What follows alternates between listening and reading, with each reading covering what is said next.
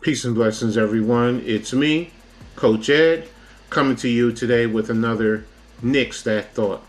And today I want to talk about a proposed trade for Joel Embiid from the Philadelphia 76ers. It's something that I saw online, and I just want to talk to you guys about it and give you my thoughts and my perspective on it. But we'll dive in that in a minute. But this episode is brought to you by the Jersey Bearcats Arena Football Team, Jersey's only arena football team. They're the championship arena football team of the AAL2. So if you want to check out great action next year, make sure you check out the Jersey Bearcats. You can visit them online in all different platforms as well as on their website. Just type up Jersey Bearcats Arena Football Team and see what their schedule is like. So now, getting into this thought, I saw a post online, and it was to one of the New York Knicks tweeters. They're a very known tweeter in the Knicks circle. It's called Let's Talk Knicks. And they pulled up a trade that was put out by NBA Analysis Network. Now, in the trade, the Knicks get Joel Embiid, but the return to the Sixers. Now, again, the Knicks get Joel Embiid, All Pro, League MVP, superstar, one of the top, definitely a top player in the league. People want to come out and see him. That's a guarantee. That's all they're getting from the Sixers. But I want to talk about what the Knicks are giving up to get him. So, what I'm going to do is just bring it up, and we're going to take a look at this. And I'm going to give you my perspective, and I look forward to hearing what you guys have to say in the chat. So, without further ado, here is the trade. Again, this is by Let's Talk Knicks, and it's on the NBA Analysis Network. And again, the Knicks get Joel Embiid, but as you can see, the Sixers are getting R.J. Barrett, Mitchell Robinson, Emmanuel Quickly, Quentin Grimes, 4 young players. 3 of those guys are starters for the Knicks. The Knicks are also giving up their 2024 first round draft pick unprotected, a 2024 first round draft pick top 12 protected by Washington, and Washington is projected to not be good next year. So more than likely, that's not going to transfer. But, it'll probably go into a later year and then eventually maybe second round draft picks because that's how it goes. Also on the table is the 2025 first round top 4 protected by Milwaukee. Now, Milwaukee is definitely going to be a good team for a couple of years. So more than likely, that'll be a first round draft pick, maybe late, middle of the pack to late, but it'll be a first round draft pick. And then the 2026 first round draft pick by the Knicks, unprotected. Now, my perspective, there's no way in the world the Knicks should do this. None.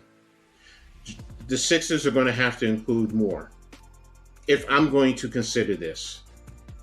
Maybe, and many Knicks Sixers fans want him going anyway, so Tobias Harris. At least that's a serviceable player coming back.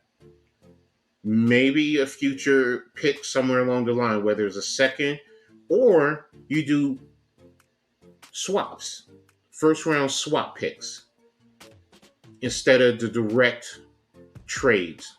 You do swaps. But to do this, to strip the Knicks of 3 starters and Emmanuel Quickly, you're basically leaving the Knicks with Joel Embiid, Jalen Brunson, Josh Hart, Dante DiVincenzo, Julius Randle, pretty much for your starters. You have Hartenstein as the backup center, Jericho Sims. Maybe you want to use him as your backup power forward, but he's also been pretty much a third string center. You have Deuce McBride as a backup point guard. But everything else from there is going to have to be filled in by low-end players. maybe veteran minimum guys or other rookies, and maybe they use some of those second round draft picks to fill in the roster. But it's not going to be, for me, it's not conducive. Yes, the Knicks get a superstar. Many Knicks fans want a superstar.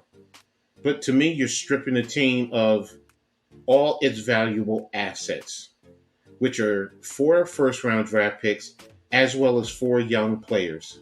I mean, RJ Barrett can give you, when he's on, he can give you 25 points, but realistically, he'll probably give you 19 to 21 points a game. Mitchell Robinson is an offensive rebounding machine, good defensive rim protector, great with the lob, the pick and roll. So probably he'll get you 10 points, but he can get you double doubles on a consistent night. Quentin Grimes, great defender. When he's able to put the ball in the basket. That's definite.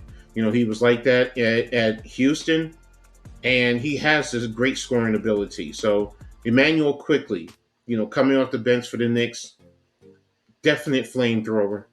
When he's on, and he can get you 30 points when he's really on.